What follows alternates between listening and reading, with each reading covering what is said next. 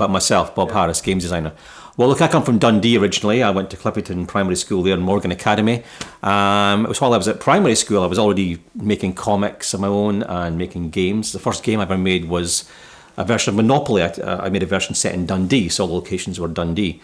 When I got to secondary school, I made a board game called Gibbon, and I made a board game called Rictocracy about becoming head teacher of the school, and which later became Talisman.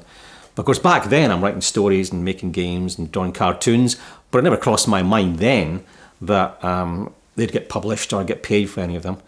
And when I was at St Andrews University, that's when we were playing Dungeons and Dragons, and I realised, well, there wasn't really a really good fantasy board game then. So I used the game that I'd made for school, that game, and adapted it. And so since then, since the Talisman taking off, I've become an author and a children's author. I visit schools. Recently, I was in my old school, Clipperton Dundee, for 2 visits there, and it was really nice to go there and tell those kids, say, look, I live down the road here, and I used to go to this school, and all this has happened. So don't think you can't do what you want to do, because it could happen.